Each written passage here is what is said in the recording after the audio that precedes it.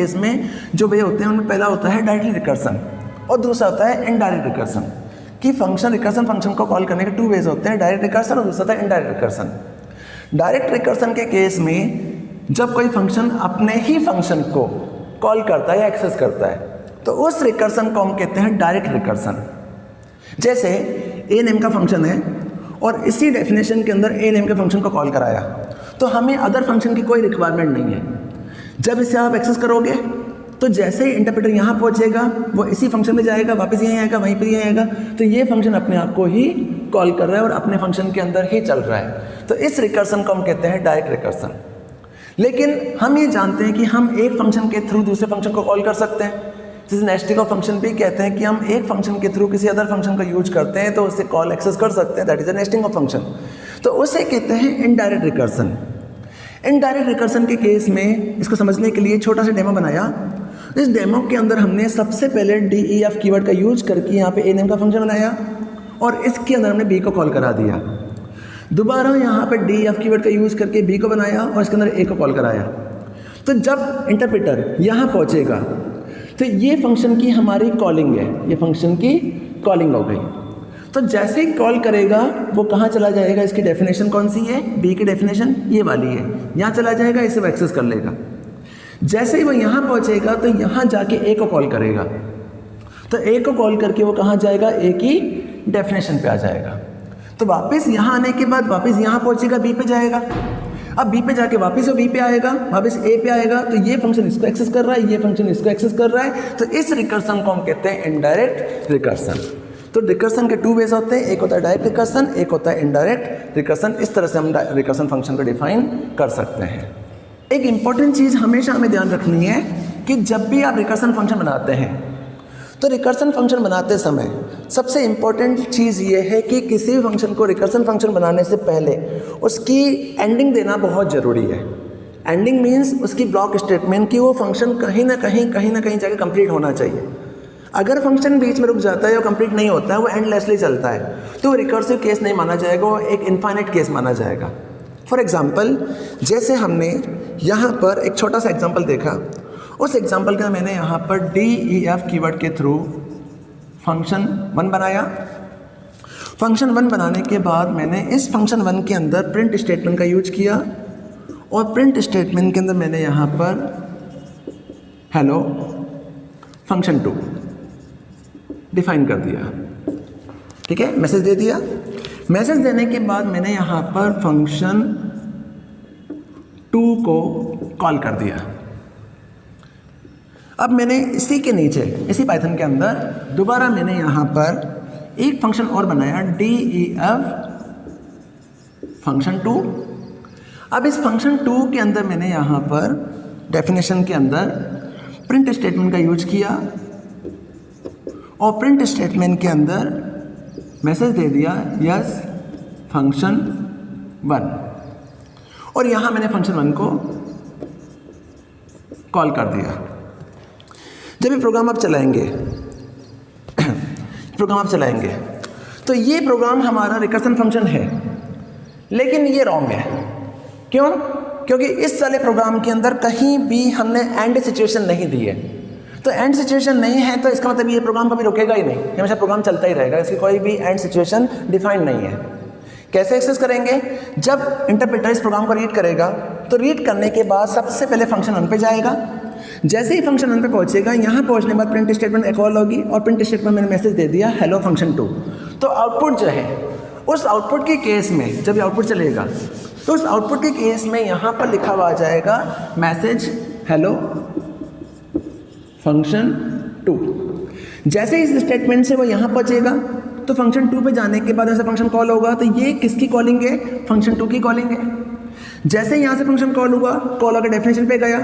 अब डेफिनेशन में जाने के बाद वो यहाँ पहुँचेगा और मैसेज आ जाएगा यस फंक्शन 1, तो मैसेज आ जाएगा यस फंक्शन 1।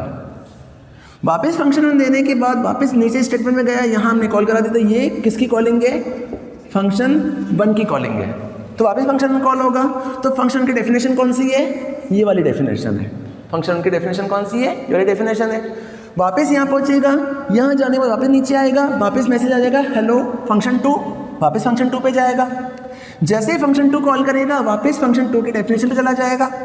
फंक्शन 2 की डेफिनेशन में जाने के बाद यहाँ जाकर हेलो फंक्शन में मैसेज प्रिंट कर देगा, मैसेज प्रिंट करके वापस फंक्शन 1 पे आ जाएगा, वापस जैसे कॉल होगा वापस कॉल होकर फंक्शन 1 की डेफिनेशन कॉलिंग डेफिनेशन में चला जाएगा, वापस में जाएगा। तो इसका मतलब ये हो गया कि इस प्रोग्राम के अंदर जो मैसेज आएगा वो message continuously hello function, hello yes function ये चलता रहेगा।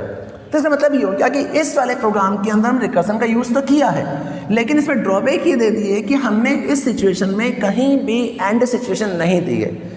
जब आप इस तरह के फंक्शंस के अंदर एंड सिचुएशन नहीं देते हैं तो वो रिकर्सन फंक्शन नहीं माना जाता, वो एंडलेसली केस में चलता रहेगा और यही सिचुएशन हमारी एंड इनफाइनाइट सिचुएशन मानी जाती है, दैट इज एंडलेस सिचुएशन हो जाती है। तो इस तरह की सिचुएशन नहीं होनी चाहिए। तो कुछ रूल्स होते हैं कि फंक्शन जब बनाते हैं तो फंक्शन के अंदर जब रिकर्सन फंक्शन का यूज करते हैं तो उसमें केस ये चलता है कि रिकर्सन फंक्शन में हमेशा स्टॉपेज कंडीशन देना कंपलसरी है। अगर आप एंडलेस कंडीशन नहीं दोगे तो फंक्शन कभी रुकेगा नहीं और वो कभी रिकर्सन फंक्शन नहीं माना जाएगा। जिसको समझने के लिए थोड़ा सा थ्योरेटिकल सेक्शन देख रहा हूँ। Recursion is a technique for solving a large computational problem by repeatedly applying the same procedure to reduce it to successfully similar problem. A recursive procedure has two parts, base case and recursive case. कि जब भी हम recursion का use करते हैं तो recursion का main use ये होता है किसी भी लॉन्ग कंप्यूटेशनल प्रॉब्लम को सॉल्व करने के लिए हम रिकर्सन का यूज करते हैं। लेकिन जब रिकर्सन को यूज करते हैं तो उसमें मेनली 2 केसेस यूज में लिए जाते हैं, तभी फंक्शन हमारा रिकर्सन फंक्शन माना जाता है। तो हमने ये चीज़ देखी कि जब हम किसी भी रिकर्सन फंक्शन को यूज़ करते हैं तो सबसे पहला केस ये है कि रिकर्सन फंक्शन बनाते समय आपको उसमें एंडलेस कंडीशन देना कंपलसरी है। अगर आप एंडलेस कंडीशन नहीं देंगे तो रिकर्सन फंक्शन कभी भी एग्जीक्यूट नहीं होगा, वो कभी कंप्लीट ही नहीं होगा और इनफाइनाइट लूप में फंस जाएगा। जनरली हमने जब पैटर्न के प्रोग्राम बनाए थे तब हमने एक केस देखा था कि अगर हमारी कोई कंडीशन गलत हो जाती है तो लूप में मेन कंडीशन अगर हमारी सेटिस्फैक्ट्री है तो प्रोग्राम का आउटपुट सक्सेसफुली आएगा। अगर हमने उसे कंडीशन ही गलत करा दी तो लूप कभी रुकेगा नहीं और वो इनफाइनाइट में फंसता जाएगा। सेम टू सेम केस हमारा यहाँ रिकर्सन के अंदर भी आता है कि जब रिकर्सन फंक्शन के अंदर एक फंक्शन दूसरे फंक्शन को कॉल करता है या फंक्शन खुद के फंक्शन को ही कॉल करता है तो उसकी एंडलेस कंडीशन देना कंपलसरी। अगर एंडलेस कंडीशन नहीं देंगे तो लूप कभी रुकेगा नहीं या फंक्शन कभी रुकेगा नहीं, तो वो रिकर्सन फंक्शन रॉन्ग रिकर्सन माना जाएगा। तो मेन कुछ टर्म्स होती है कि हमें हमेशा इस चीज़ का ध्यान देना है कि रिकर्सन फंक्शन की एंड कंडीशन देना कंपलसरी है। देन बेटा मेन रिकर्सन का यूज क्या होता है, तो हमने ये देखा कि recursion is a technique for solving a large computational problem by repeatedly applying the same procedure to reduce, कि सेम प्रोसीजर को बार बार लिखना पड़े या डिफाइन करना पड़े तो उसे बार बार कॉल किया जाए या बार बार उसे डिफाइन किया जाए। तो इस प्रॉब्लम को सॉर्ट आउट करने के लिए रिकर्सन फंक्शन का यूज़ होता है, जिससे हम एक ही प्रोसीजर के अंदर उसी प्रोसीजर को कॉल कर सकते हैं। तो उसी चीज़ को हम कहते हैं फंक्शन रिकर्सन, या कोई फंक्शन जब खुद के फंक्शन को ही कॉल करता है तो उस फंक्शन को हम कहते हैं रिकर्सन फंक्शन। अब रिकर्सन फंक्शन कैसे काम करता है, इस चीज़ को समझने के लिए मैं छोटा सा आपके सामने एक एग्जांपल समझा रहा हूँ, जिससे हमें क्लियर हो जाएगा कि हम रिकर्सन फंक्शन को कैसे यूज़ में ले सकते हैं डेफिनेशन के अलावा। तो इस चीज़ को समझने के लिए हमने छोटा सा कंप्यूटेशनल प्रोग्राम बनाया कि मुझे एक नंबर डालना है, उस नंबर को मल्टीप्लाई कराते हुए रिजल्ट को शो कराना है। तो एक प्रोग्राम जनरेट कर रहा हूँ। फर्स्ट केस में मैंने यहाँ पे लिखा DEF, देन कंप्यूट के अंदर मैंने यहाँ एक पैरामीटर पास किया num कॉलन। देन यहाँ मैंने इफ कंडीशन लगा दी, इफ यहाँ जाकर मैंने स्टेटमेंट लिखी num equal to 1, then colon symbol और रिटर्न करा दिया स्टेटमेंट, रिटर्न स्टेटमेंट का यूज किया, यहाँ लिखा रिटर्न ऑफ 1। देन इस इफ के एल्स पोर्शन में हमने केस लिखा रिटर्न, और रिटर्न के अंदर मैंने यहाँ स्टेटमेंट लिखी num प्लस कंप्यूट, यहाँ लिखा num -1। देन इसके बाद मेन सेक्शन में गए, फंक्शन की डेफिनेशन हो गई, ये फंक्शन की मेन डेफिनेशन हो गई। और फंक्शन को कॉल भी करना है, एक्सेस करना है, इनपुट डालना है इसके अंदर। तो इसे एक्सेस करने के लिए यहाँ पर हमने लिखा s इक्वल टू, यहाँ पर लिखा s sum equal to compute, और सॉरी सबसे पहले यहाँ पर एक वेरिएबल बनाया लास्ट इक्वल टू 4, देन यहाँ लिखा s sum equal to compute. Compute के अंदर मैंने एज ए पैरामीटर पास कर दिया लास्ट को, फंक्शन कॉल हो गया। और जैसे ही इस लूप से बाहर निकला, इस डेफिनेशन से बाहर निकला, हमने प्रिंट करा दिया सम इक्वल टू, यहां जाकर प्रिंट कराया एज सम। ये हमारा प्रोग्राम बन गया। अब प्रोग्राम कैसे चलेगा? तो फर्स्ट ऑफ ऑल केस में इसमें मेन जो स्टेटमेंट आ रही है कि जब भी किसी फंक्शन को बनाया जाता है या रिकर्सन फंक्शन बनाया जाता है, तो रिकर्सन फंक्शन को बनाते समय उसमें 2 केसेस चलते हैं। एक होता है बेस्ट केस, एक होता है रिकर्सिव केस। तो बेस्ट केस या रिकर्सिव केस का मतलब होता है कि एक हम पैरामीटर पास कराते हैं, इट मींस उसकी एंडिंग पोजीशन देना कंपलसरी है, तो उस केस को हम कहते हैं रिकर्सिव केस। और दूसरा हमारा होता है, एक होता है बेस केस, एक होता है बेस केस। बेस केस का मतलब होता है कि आपका फंक्शन कहीं ना कहीं स्टॉप होगा, उसकी एंडलेस पोजीशन, तो वो केस माना जाता है बेस केस। और दूसरा जो केस होता है उसे हम कहते हैं रिकर्सिव केस, कि आखिर फंक्शन को आप रिकर्सिव करना है, बार बार उसे कॉल करना है, एक्सेस करते रहना है, तो उस केस को हम कहते हैं रिकर्सिव केस। अब इस प्रोग्राम को अगर हम फंक्शन के थ्रू इस तरह से नहीं बनाते, तो अगर हम इसे नॉर्मल डेफिनेशन में बनाते हैं, तो हम फंक्शन को डिफाइन करेंगे, इफ कंडीशन लगाने की जरूरत नहीं है, आप यहाँ पे सारी स्टेटमेंट मल्टीप्लाई कराएंगे, उसे प्रिंट करा देंगे। बट हम ये चाहते हैं कि इसी फंक्शन को बार बार इसी के अंदर कॉल किया जाए, तो कॉल करने के लिए हम रिकर्सन फंक्शन का यूज किया और ये कंपटीशन का प्रोग्राम बनाया। अब प्रोग्राम चलेगा कैसे, इस चीज़ को समझने के लिए सबसे पहले जब इस प्रोग्राम का एक्सेस किया जाएगा, तो ये जो सेक्शन हमारा आ रहा है, ये मेन सेक्शन है। तो सबसे पहले इंटरप्रेटर यहाँ जंप करेगा। यहाँ जाने के बाद हमने लास्ट नाम के वेरिएबल के अंदर 4 पास कर दिया। इट मीन्स लास्ट एक वेरिएबल है जिसमें क्या पास हो रहा है, 4 पास हो रहा है। 4 पास होने के बाद नेक्स्ट लाइन में गए, यहाँ जाकर हमने as sum equal to compute नाम का फंक्शन बना रखा है और यहाँ जाके लास्ट को एज ए पैरामीटर पास कर दिया। तो ये जो लाइन लिखी जा रही है, ये हमारी हो गई कॉलिंग, कि इट मीन्स फंक्शन को हम कॉल कर रहे हैं। फंक्शन कॉल होने के बाद जैसे ही इंटरप्रेटर यहाँ पहुँचेगा, यहाँ जाने में कंप्यूट पे कॉल करेगा। जैसे ही कंप्यूट कॉल हुआ तो हमने एज ए पैरामीटर पास कर दिया 4, तो लास्ट में क्या पड़ा हुआ है, 4 पड़ा हुआ है। जैसे ही फंक्शन कॉल होगा, कॉल होके वो डेफिनेशन पे जाएगा। जैसे ही डेफिनेशन पे जाएगा, तो डेफिनेशन पे जाने के बाद यहाँ पहुँचेगा, यहाँ जाकर नम में गया, तो हम ये जानते हैं कि ये जो पैरामीटर है उसे हम एक्चुअल पैरामीटर कहते हैं, और ये जो पैरामीटर्स आ रहे हैं इन्हें हम फॉर्मल पैरामीटर्स कहते हैं। इट मीन्स एक्चुअल की कॉपी फॉर्मल में हो जाती है। तो यहाँ हमने लास्ट नाम के वेरिएबल में 4 पास कर रखा है, तो नम में क्या आ जाएगा, 4 आ जाएगा। अब 4 आने के बाद नीचे गए, यहाँ जाकर कंडीशन लिखी इफ नम इक्वल टू 1, तो यहाँ कंडीशन चेक कराए कि अगर नम की वैल्यू 1 के बराबर हो जाती है तो ये रिटर्न कर दे 1 को और ये एग्जिट हो जाए। अगर नम की वैल्यू 1 के बराबर नहीं होती है तो ये फंक्शन कंटिन्यूसली कॉल होना चाहिए, रिकर्सन कॉल होना चाहिए। तो फर्स्ट केस में लास्ट में क्या पड़ा हुआ, 4 पड़ा हुआ है। 4 होने के केस में जैसे यहाँ पहुँचेगा नम में जाएगा, नम में वैल्यू क्या आ जाएगी, 4 आ जाएगी। यहाँ जाकर फर्स्ट केस चेक कराया इफ नम इक्वल टू 1, नम में क्या पड़ा 4, तो यहाँ केस चेक कराया 4 equal to 1, condition is false, तो इसमें जाएगा ही नहीं, डायरेक्टली एल्स पोर्शन में जाएगा। एल्स पोर्शन में जाने के बाद रिटर्न स्टेटमेंट का यूज किया और हमने यहाँ पर रिटर्न के अंदर स्टेटमेंट लिखी num plus compute of num minus 1।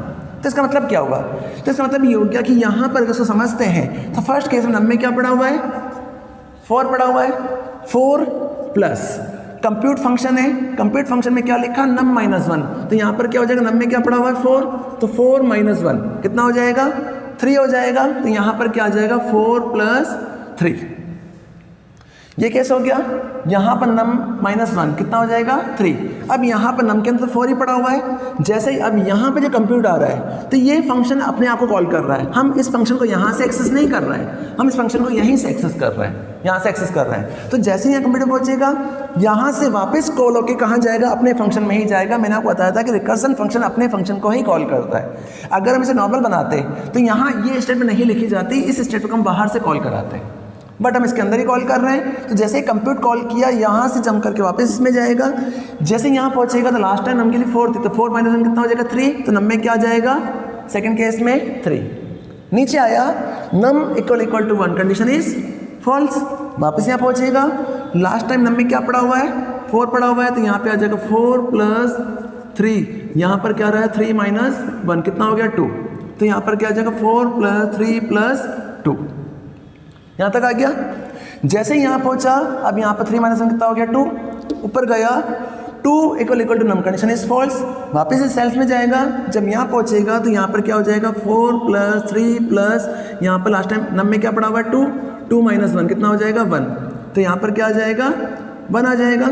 यहाँ से ऊपर पहुँचेगा, नम के लिए क्या हो जाएगी, 1, नीचे आएगा num equal to 1, condition is true, जैसे ही ट्रू मिली अंदर आया रिटर्न करा दिया, जैसे रिटर्न कराया तो जंप करके बाहर निकल जाएगा क्योंकि हमने यहाँ पर किसी को कॉल नहीं कराया। जैसे ही कॉल होके यहाँ पहुँचेगा, यहाँ पहुँचते ही कंप्यूट फंक्शन में जो आंसर आ रहा है वो आ रहा है 4 + 3 + 2 + 1। लास्ट टाइम क्या बच गया था नम में? 1 बच गया, तो क्या आ जाएगा 4 + 3 + 2 + 1। जितने बार एक्सेस हुआ वैल्यू कहाँ पे आ जाएगी? सम के अंदर आ जाएगी और सम को हमने प्रिंट करा दी तो आंसर आ जाएगा 10। तो हम कंप्यूटेशनल सॉल्व कर रहे हैं कि 4 से इसे लेस देन वे में चला रहे हैं, उसे एडिशन करते जा रहे हैं। तो 4 + 3 + 2 + 1 आंसर क्या आ जाएगा? इसका 10 आ जाएगा।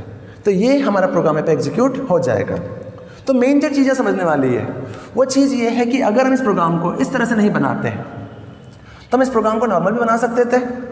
तो नॉर्मल बनाने के लिए हम रिटर्न स्टेटमेंट का या इस तरह स्टेटमेंट का यूज़ नहीं करते, तो इस फंक्शन को यहाँ पे कॉल नहीं करते। कहाँ पे कॉल कराते? यहाँ कॉल कराते। तो यहाँ कॉल कराते तो हर बार फंक्शन को बाहर जाके कॉल करना पड़ता और स्टेटमेंट को एरेली करना पड़ता। बट इस प्रॉब्लम को सॉर्ट आउट करने के लिए हमने फंक्शन के अंदर ही फंक्शन को कॉल करा दिया। तो यही केस माना जाता है रिकर्सिव केस, और इस स्टेटमेंट को हम कहते हैं recursion statement. That is a recursion statement. Clear? Case में 2 केस चल रहे हैं कि जब भी हम रिकर्सन फंक्शन का यूज करेंगे तो बेटा रिकर्सन फंक्शन के अंदर हमेशा 2 केस आएंगे। जब भी आप रिकर्सन फंक्शन का यूज करोगे तो उसमें 2 केस होना कंपलसरी है। एक केस होता है, उस केस को हम कहते हैं रिकर्सिव केस। पहला जो केस आता है उस केस को हम कहते हैं रिकर्सिव केस, और दूसरा जो केस आता है उसे कहते हैं बेस केस। तो रिकर्सिव केस का मतलब होता है कि case is a more general case of problem we are trying to solve using recursive call to same function. कि रिकर्सिव फंक्शन का मतलब होता है कि every recursive function consist of 1 और more base cases and the general recursive case. कि सबसे पहला केस आता है उसे हम कहते हैं रिकर्सिव केस।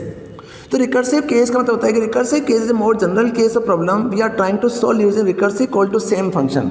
कि जब हम किसी फंक्शन को कॉल करते हैं तो इसमें ऐसा केस लिखना कंपलसरी है जो अपने ही फंक्शन को कॉल कर ले।